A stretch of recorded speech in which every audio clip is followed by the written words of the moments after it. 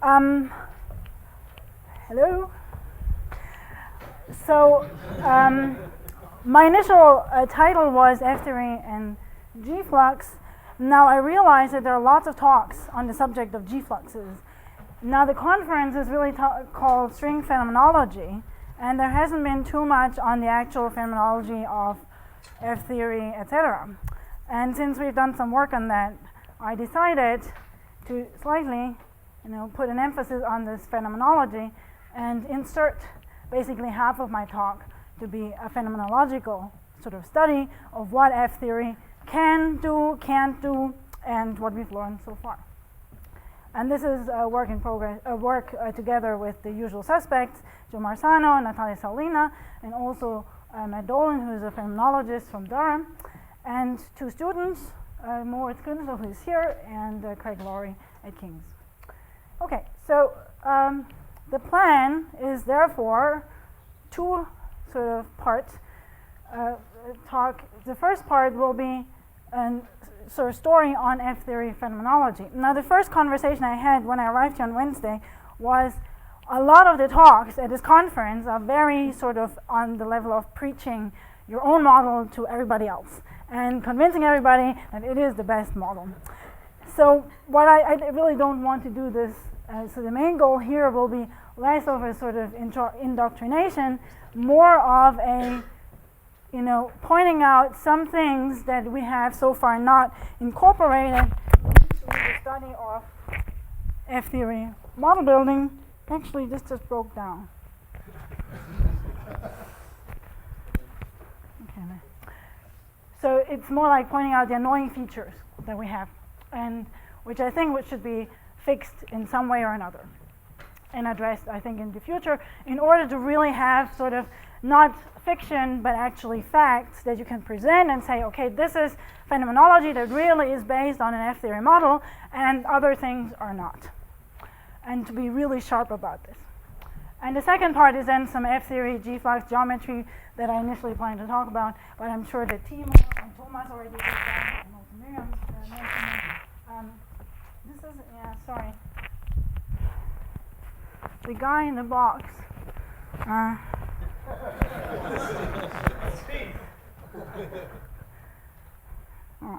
Let's see. I will try not to move too much. Okay, so let's start. F-theory phenomenology. We've heard this many times. Let me start again at the beginning. We're talking about F-theory. Type 2b, we allow the axial dilaton to vary. We geometrize it compatible with the SL2Z action. And so in order to get 4D n equals 1 vacua, we're actually looking at elliptically fibered Calabi-Yau fourfolds over some base manifold B3. There's a real 6-dimensional manifold, and E tau is elliptic curve. And then we have the usual story by now where how we actually engineer SU5 gut models. So most of the gut model building is really based on this minimal kind of gut construction based on these papers. So the sort of geometric way to address this is we're looking at singular elliptic fibrations. In codimension 1, the fibers are known to be all of ADE type. And so what we have is this torus sort of moves along this base manifold, and then at some points becomes singular. And if we can describe it in terms of a Weierstrass form, we have a very precise notion of when it actually becomes singular, namely the discriminant, this combination of these sections f and g, which are functions varying of this base, will vanish. And so our gut group, or our gut stack of 7 branes, will actually be wrapping this as gut, which is a component of the discriminant, times the flight R3,1. And then we have this nice sort of usual picture. We have intersecting branes. Those are realized in terms of two of these loci of enhanced singularity coming together, forming sort of matter curve. This is this green thing, and then Yukawas are generated from the intersections of these matter curves. But we can of course put this all into a nice mathematical framework, which is really the power of this F-theoretic approach. Namely, if we have, say, an SU5 along S gut has a local coordinate z that vanishes there, then the discriminant has some vanishing order z to the 5th. And then some nice theorems tell you, then actually you don't have to work with this general Weierstrass form, but you can automatically put this into the so-called Tate form globally, which takes the form of this kind of equation. where the vanishing order in Z of these coefficients essentially tell you what type of singularity you have. And this is sort of a very nice starting point, I think, for most of the gut model building endeavors that address anything that is global. Okay, so from this Tate form, now we can see all these pictures, how they emerge, right? So how all this matter stuff and the Yukawas emerge. In codimension 1, z equals to 0, we get an A4 singularity. That is precisely how we engineered it. That's by construction. Codimension 2, we get matter, and that's localized along various loci, which sort of in a naive terminology are called the SU6 and the SO10, loci of enhanced symmetry. So I'll get to this point later on. That is a little bit of a misnomer. There really isn't a local SU6 or SO10 gauge symmetry living there. There's something very specific that happens in the fibers of the calabial. But for now, I'll just refer to this as the codimension 2 enhanced loci of symmetry. And similarly, Yukawa couplings arise, as we heard, from these SO12 and E6 points, top Yukawa and bottom Yukawa coupling. Okay, so this is the basic setup. And now to actually get to some physics, we take a local limit. So I'm going a little bit backwards now. So now I have this calabial, their brains wrapping, and I'm zooming into where the S-gut surface lives. And locally, the structure of the singularity is actually a very nice, simple thing that we've heard now a couple of times already, also in the last talk. It's something that looks like in the 8th singularity that's been unfolded to an SU5. And as you now set some of these sections now on S-gut to 0, you get the various matter and Yukawa couplings. Now the data that's really encoded in this local geometry is completely equivalent to the data of this E8 gauge theory Higgs to SU5 with adjoint vents, or put differently, these coefficients alpha that we get from restricting the coefficients in the Tate form to S-gut parentwise a Higgs field and a so-called Higgs bundle data for a theory that lives just on this gut surface. Okay, so this is the basic setup. Now, locally, there's a lot of engineering work that you have to do. So you have to, for example, first of all, package all the geometric data and the G-flux that you would like to have in a global model into this language of Higgs bundle spectral cover and line bundle over this spectral cover. And that's sort of one part of the work where you really just engineer all the matter, the Yukawa couplings from such a spectral cover. Then, slightly more upsettingly, the way we're breaking the gut symmetry is with this hypercharged flux that will cause a lot of issues in what follows. The hypercharged flux is breaking the 24 of SU5 to the adjoints of the 3 to 1 gauge groups of the MSSM, and you get then these extra XY bosons, which you have to lift. And the hypercharged flux is engineered such that it lifts those exotics and also the Higgs triplets. But it does it as a cost, and it's debatable whether this is at this moment the best way to go forward. But it's a very nice general sort of setup that you can then study, and I'll show that it has some nice predictive power. Okay, and then the last point is proton decay prevented by a PQ symmetry. PQ symmetry for our purposes just means the Higgs up and Higgs down have not opposite charge. So there's no coupling like the mu term, Higgs up, Higgs down.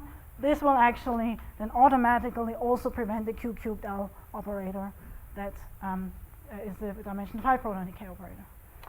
Okay, so these two couplings are then absent once you have engineered something in this local framework that has a PQ symmetry. And the way it is done is, just sort of briefly to summarize, you have to actually look at this spectral cover, and the additional U1 symmetry arises by factoring the spectral cover. Okay. Now, this seems like a completely reasonable sort of set of ingredients that you put in. You can ask, can I now build actually a minimal SU5 model from this? What it actually turns out is just having this hypercharged flux plus an additional U1 symmetry, you get a very simple condition first noted by Dudas and Palti, and then shown by Joe Marzano to be coming from really anomaly cancellation of mixed U1 and MSSM anomalies. It says that you cannot distribute U1 charges, these QIs, and QAs on the matter curves arbitrarily, there's actually a relation that has to be satisfied with the hypercharged flux, the restriction of it, to the matter curve, and the charge of the matter field that lives on the matter curve. So this relation always has to be satisfied. It seems like a very simple relation, but then actually when you look at the consequences, what they're saying is, if you have a minimal SU5, you don't want any other states, then the only compatible U1 is a U1 essentially B minus L. And that is definitely not a PQ symmetry, namely, it will not prevent these couplings that we had here. If you would like a PQ symmetry, so then you get contributions in particular from the Higgs up, Higgs down, having not opposite charges, so they give a non-trivial contribution to this equation that have to be cancelled. Then you automatically, from this relation here, get non-gut exotics in your spectrum in order to just cancel this relation. So the upshot is you would like to have a PQ symmetry because you would like to fix proton decay mu term with a U1 symmetry. Then you also have hypercharged flux gut breaking, then you will automatically get these additional states in your spectrum. Okay, so this is sort of one simple corollary of this. In particular, if you would like to have this kind of setup, you will not get a minimal SU5 model as you might have thought locally. Okay, so then this is the punchline. If you have no mu term, no dimension 5 photon decay, you have U1 PQ, then you get these exotic fields. And the exotics are really labeled in terms of integers, and M is, if you just set N and L to 0, you just get the standard 10, 10, 5, 10, 10 bar, 5, 5 bar kind of matter content. So N and L really measure the difference of the restrictions of the hypercharged flux. So this is what's encoded here. If the charge of the Higgs up and Higgs down don't add up to 0, then this is a non-zero sort of contribution that will sort of change the spectrum, and you'll get really different numbers of 1, singlets, 3 2s, 3 bar 1s, etc. But this is vector-like, right? So they can get large mass somehow? Yeah, but you will have to explain whether. So what we'll get at is actually, you can either do that, or you can use them in a different way, so that they actually have a nice phenomenological implication. But we'll get to this in a second. Okay, so then, since we're at this moment in sort of on the engineering territory, you can ask, okay, we had a couple of assumptions that go into this framework. You can relax that, for example, include discrete symmetries. That's always a non-generic kind of thing, right? You need a Calabi-Yau with a base that has some Z2 action or something. So that will be a sort of more model-by-model dependent approach. Similarly, Wilson line breaking will probably not be generic, like there was a paper today by Stewart and company studying this. So there are indeed solutions around this where you're not using hypercharged flux, but they're again very sort of example based. And then, so I think the most interesting option to get around this is, so I think was pointed out in the paper Donagi and Reinhold on the gluing branes, you could put the Higgses into the bulk and study models that prevent couplings because stuff can actually live in the bulk of its gut rather than just on matter curves. But I think that's sort of something that hasn't been developed, but I think has a potential to be on the general sort of footing. We have a generic kind of conclusion here. Similarly, I think you could draw something there. But then, as you were just asking, so what do you do actually with these exotics? So you have a non-minimality. You could say it's a bad thing, but it could also be a good thing. So one question is, do they have any signature at all? Are they of any interest in the phenomenology? After all, we're trying to not just build models for our own satisfaction, but actually trying to build something that maybe has some effect as to what we'll see at the LHC. So utilizing these exotics as messengers in gauge mediation is actually one way that you can sort of get some interesting signatures out of these models. And at this point, I really would like to emphasize this is not just one model that you pick, and the model corresponds to a specific Calabi-Yau. And if you change the Calabi-Yau, it'll change drastically. What happens here is really you only have the inputs, U1 PQ symmetry, hypercharged gut breaking, and then the matter lives on matter curves, then you get this kind of exotic spectrum. So in particular, if you use these vector-like non-gut exotics as messengers, one thing that changes directly is the standard genome mass relations M1, M2, M3. They are changed by these integers, which are really the flux numbers, the restrictions from the hypercharged flux.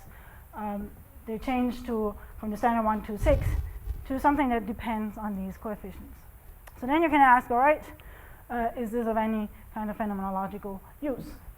So what we did is we started with a very simple model. Again, you could criticize this because we haven't explained how you actually break supersymmetry in some hidden sector, etc. But assuming you have a simple superpotential with a F term, X develops an F term here, and you have a coupling of the singlet X to the messengers, F and F bar are these exotics, and these then talk to the SU5 gun via the gauge interactions, and you have a U1 PQ symmetry under which this singlet is charged, and the Higgses have non-vanishing sum of charges. Then you can sort of write down this kind of standard sweet spot supersymmetry model where you have a relatively high gauge-mediated setup. So Fx is mostly of the order of around 10 to the 19 GeV. The mu term is generated dynamically from the coupling X HH bar, which is allowed, and mu is sort of generated reasonably accurately. But the gravitino mass, it's really at the boundary of what is allowed for gauge mediation, so about 1 GeV. Okay, so as I said already, the gaugino masses will change by these beta function coefficients, which are now altered due to these additional multiplets that we have, and also the scalar two-loop masses get contributions from that. But we'll see that actually the gaugino mass changes are really something that you could make quantitative use in LHC studies. Okay, so these ratios change. Then we looked at what we did together with Matt Dolan and Joe, is to look at benchmark models for various fluxes, and then crucially compare that to something that's like a minimal gauge mediation model. So the minimal model would have 5 bar, in this case 3 of these 5 bar messengers, and all the other ones have, as you see, these L's are all switched on. And then just scanning through the space of these flux choices, we get reasonably high gluino masses for these models. If we just focus on, say, one of these, you can scan through all the allowed values of tan beta and also the Higgs masses. So if you look here, so 126 is right at the boundary. Right, so lambda is Fx over the messenger mass. This is the messenger mass scanned from 10 to the 13 to about 10 to the 15. But there's indeed sort of a band where you're precisely at the 125, 126 range.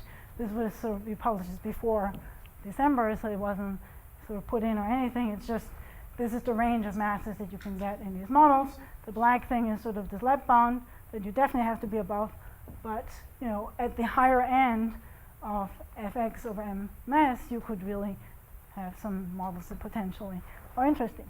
Okay, I'm just showing this. This is sort of the class of models that would come out from here. Now the comparison is the interesting thing. This is now a minimal gauge mediation model with a similar comparable gluino mass. This is here. I don't know whether you can see that. So comparable around 1.4 TeV.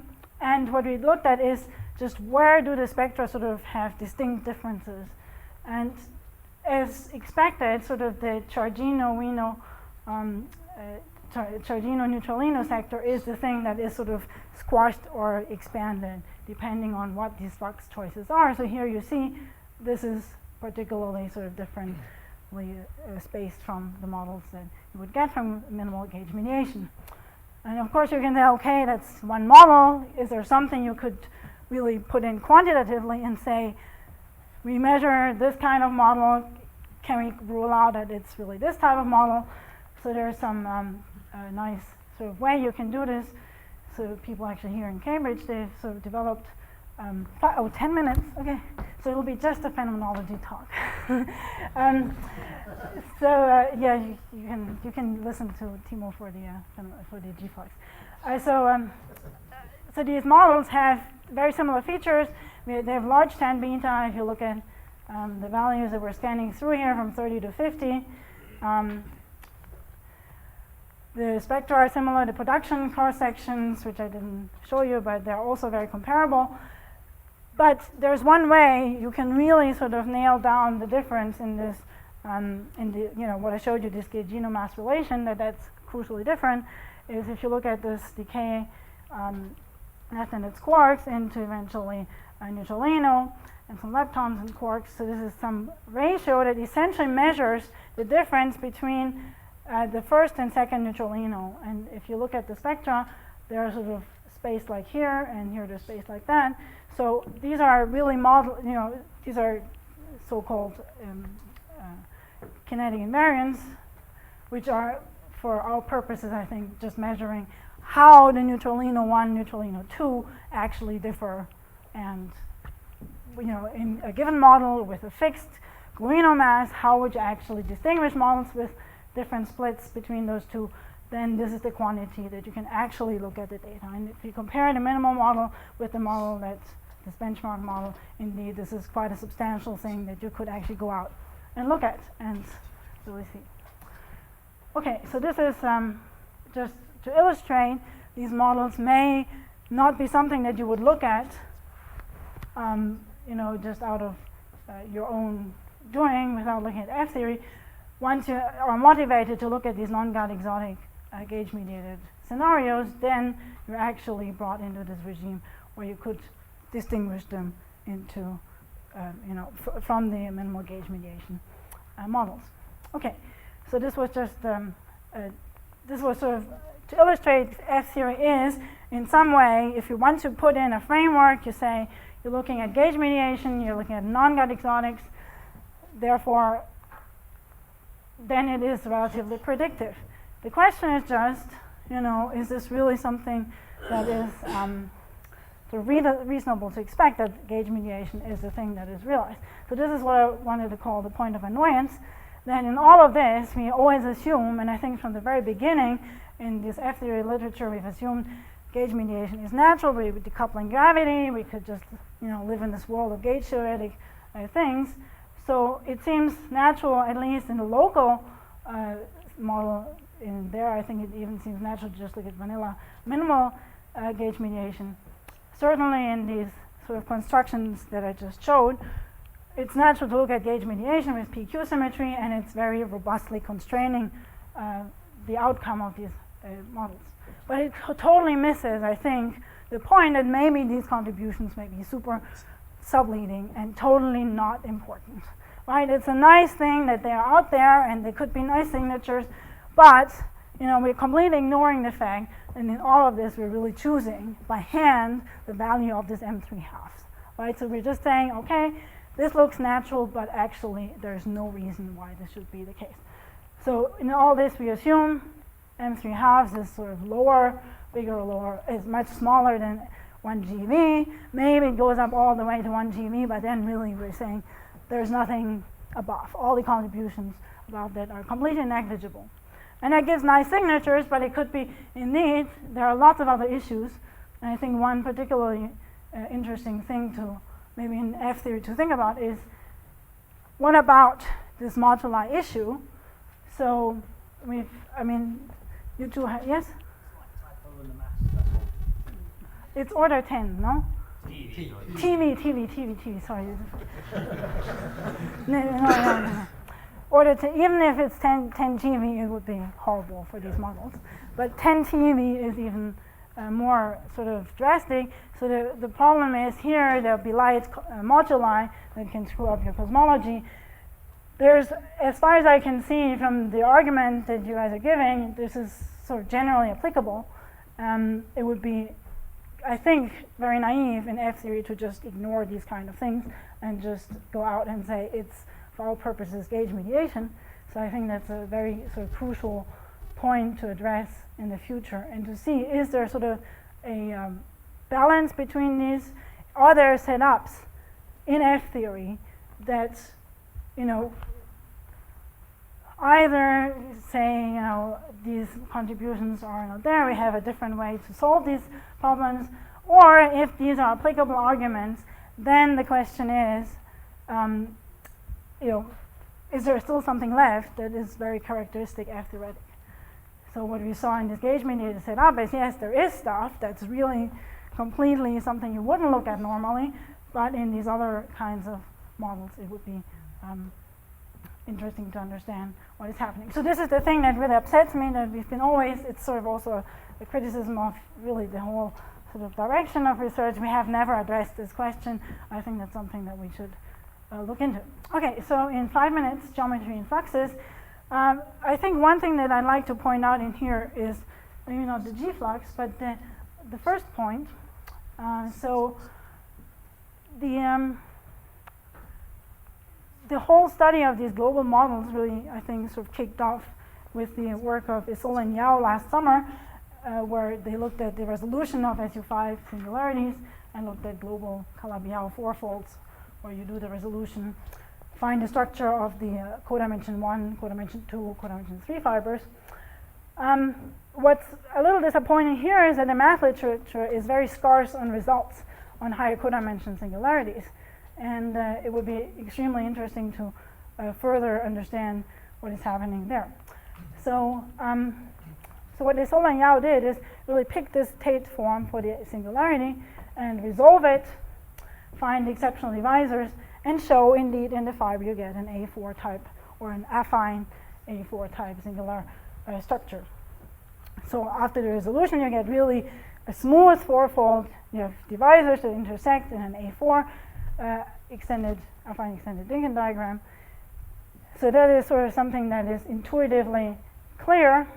What was less clear at the time when they came out with the paper was how the Yukawa points and the matter enhancement loci work. Because what happens, and it's sort of really along the lines of saying that no one really guarantees you that there'll be Kodaira-like fibers in higher codimension, what they found is indeed the fibers are not Kodaira. And in particular, there's no such thing as, for example, an E6 fiber sitting on a point of E6 enhancement. So what we actually then realized is indeed this is not a problem with the physics, it's just that what is happening is slightly more subtle than just looking at some fiber structure degenerated to a higher ranked age group, a Dinkin diagram, and then et cetera, et cetera.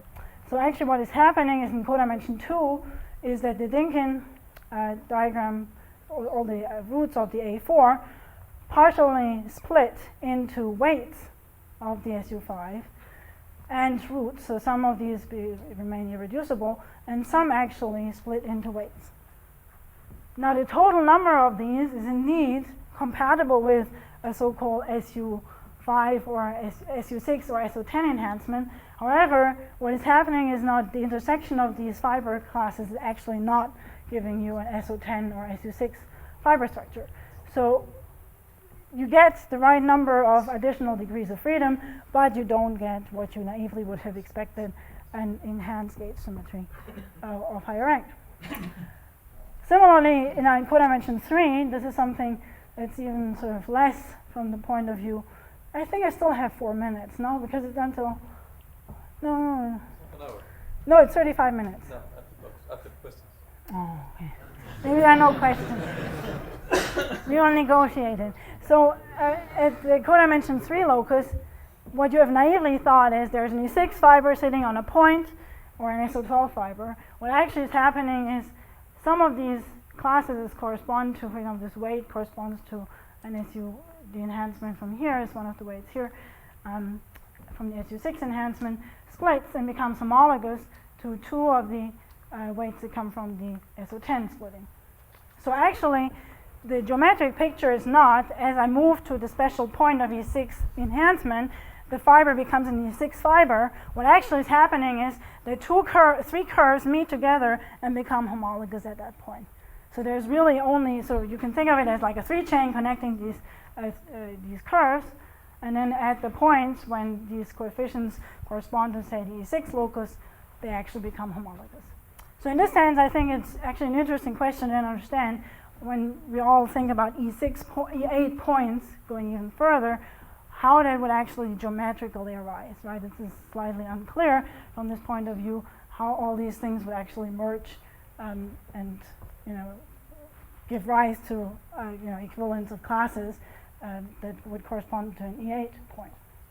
Anyway, so this is the upshot. I think there's something more to be done in the you know, direction of understanding how the fibers work in this higher codimension.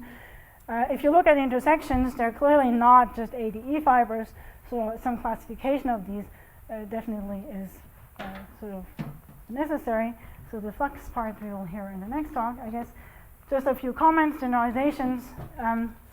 These you know, splittings, etc. That's a very general story that doesn't rely on SU5. You can study this, in fact, for all the singularities that you can find in the Tate table. And in fact, so let me just, since you say 1 minute, so the upshot is what you're looking at is geometric engineering of these gut models with Maven Yukawa couplings. Phenomenologically, we can make a lot of sort of progress, making very mild, I think, assumptions about what we're putting into the models. And to start with, we get some interesting results, you know, that could potentially be interesting for the LHC. However, we are really completely ignoring some issues that could just, you know, wash out all these effects that are, you know, standing out there. So that's something that I think should be addressed, in particular in the context of these papers by Bobby and Gordy et al. Okay, and then geometrically, as I said, the higher codimension singularities should be interesting to be studied in some more detail. What I didn't say is, you know, phenomenologically we had all these U1s, the PQ symmetry was crucial here. Global models that have a PQ U1 symmetry have, I think, as far as I know, not been constructed yet. So far only these so-called 4+1 models have been constructed. That's definitely something that has to be done, as otherwise we really don't have sort of a globally consistent model that would correspond to a PQ U1 symmetry. So this is something that I think is also up for, you know, someone to work on. Okay, so let me finish and thank you for your attention.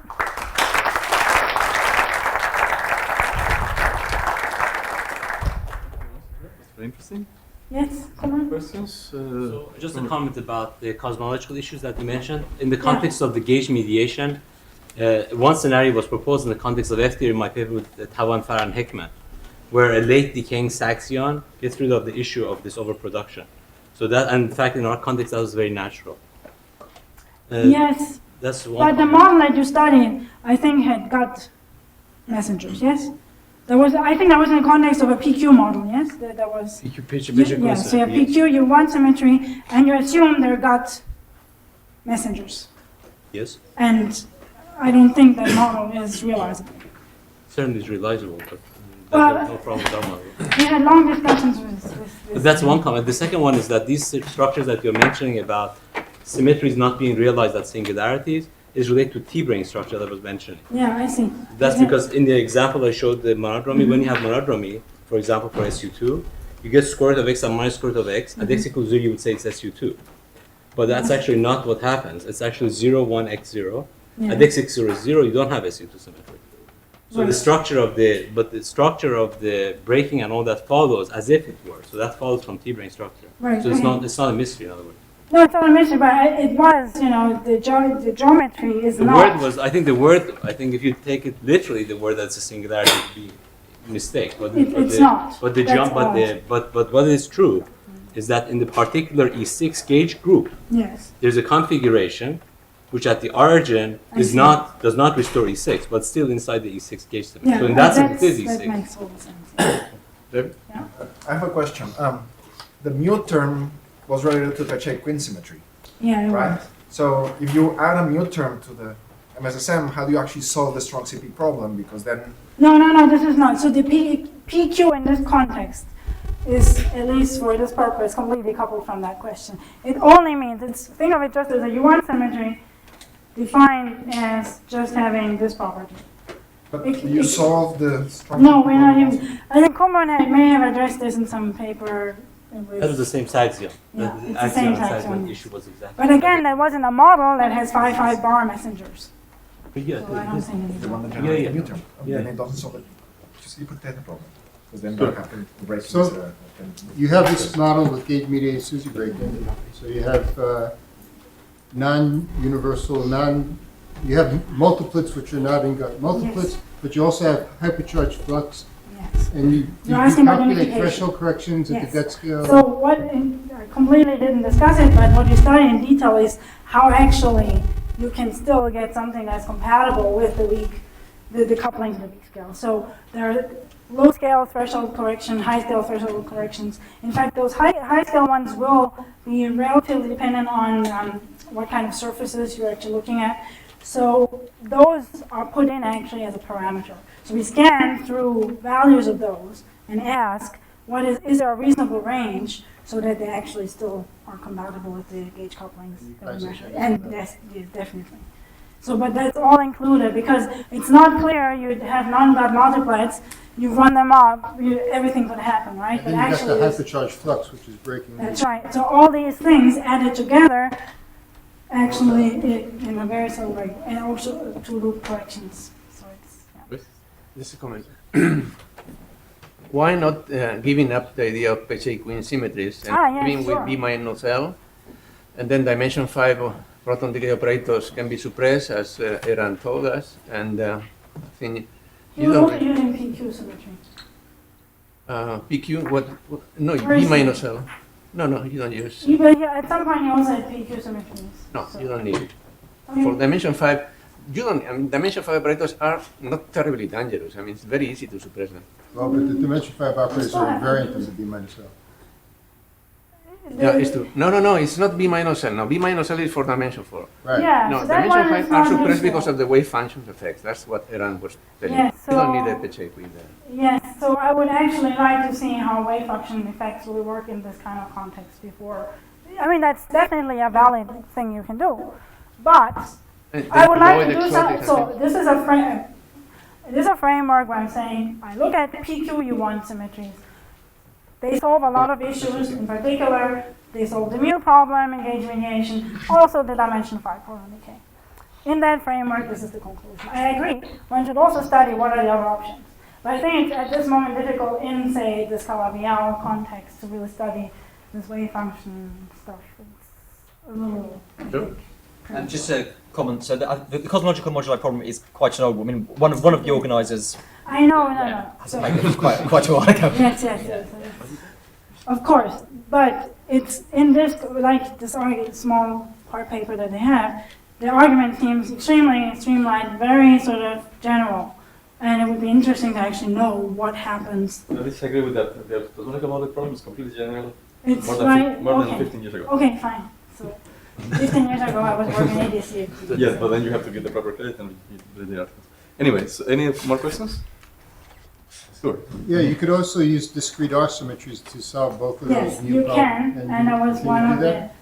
that was one of the points here. So, I mean, you can either do discrete symmetries, but that again will depend on the specifics of your geometry, or what you are doing, Wilson line breaking, that also gets rid of the hypercharge, but I guess that's also very model dependent. Right? So that, in that sense, I like the PQ symmetry thing because it's not constraining the geometry. It's a very general kind of setup. Okay, let's thank Sakura.